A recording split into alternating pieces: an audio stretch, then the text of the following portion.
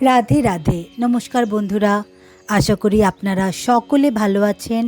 আমাদের পরম প্রিয় শ্রীকৃষ্ণের আশীর্বাদে স্বাগত জানাই আপনাদের প্রিয় চ্যানেল কথা শ্রীকৃষ্ণগীতে।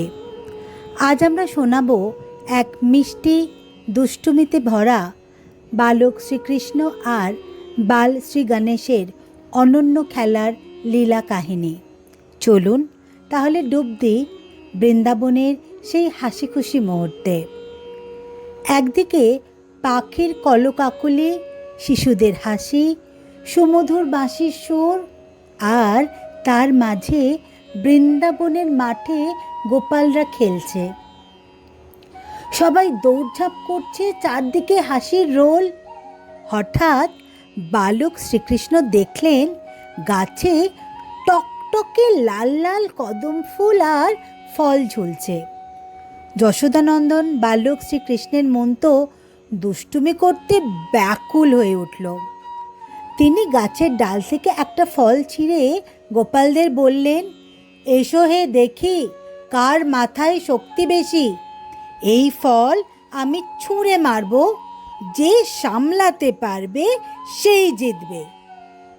ঠিক তখনই শ্রীকৃষ্ণ দেখলেন দূর থেকে বুদ্ধিদাতা শ্রী বাল গণেশ আসছেন, হাতে মোদক আর মুখে এক প্রশান্ত হাসি।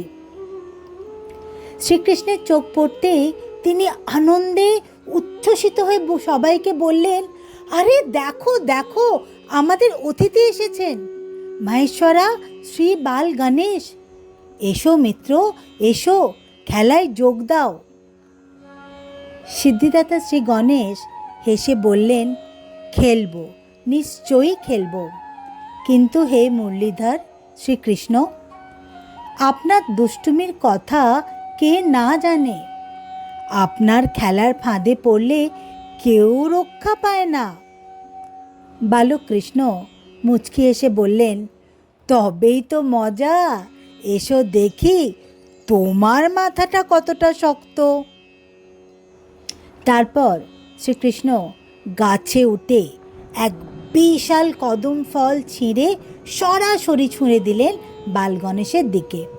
সবাই ভাবল এবার বোধহয় শ্রী গজাননের বড় সুঁড় টলে যাবে। কিন্তু কি আশ্চর্য, শ্রী গণেশ তাঁর সুঁড় দিয়ে টুপ করে ফলটাকে ধরে ফেলে সঙ্গে সঙ্গে মোদকের মতো মুখে ভরে ফেললেন। সবাই হাততালি দিয়ে হেসে উঠল। শ্রীকৃষ্ণ অবাক হয়ে বললেন, অসাধারণ অসাধারণ, এ কি করলে মিত্র গজানন? আমি তো ভেবেছিলাম তুমি পড়ে যাবে। বুদ্ধিদাতা শ্রী গণেশ হেসে বললেন, হে শ্রীকৃষ্ণ, যে ভক্ত ভগবানের খেলায় যোগ দেয় সে তো হারতে জানে না। তবে হ্যাঁ, আপনার বুদ্ধির সঙ্গে পাল্লা দেওয়া সত্যিই কঠিন।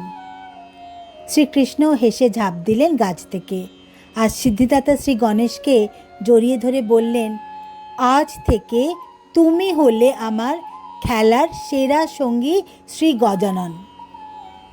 চারদিকে গোপালরা আনন্দে নেচে উঠল, মিষ্টি মধুর বাঁশির সুরে ভরে উঠল আকাশ বাতাস। আর বৃন্দাবনের মাঠে শুরু হলো বালক কৃষ্ণ আর বাল গণেশের দুষ্টুমিতে ভরা নতুন বন্ধুত্বের এক অলৌকিক খেলা।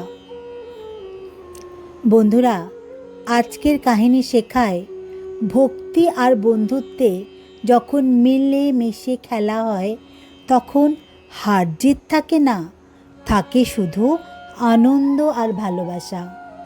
এই কাহিনী যদি আপনাদের ভালো লেগে থাকে তাহলে লাইক, শেয়ার আর সাবস্ক্রাইব করতে ভুলবেন না কথা শ্রীকৃষ্ণ কি চ্যানেলটি।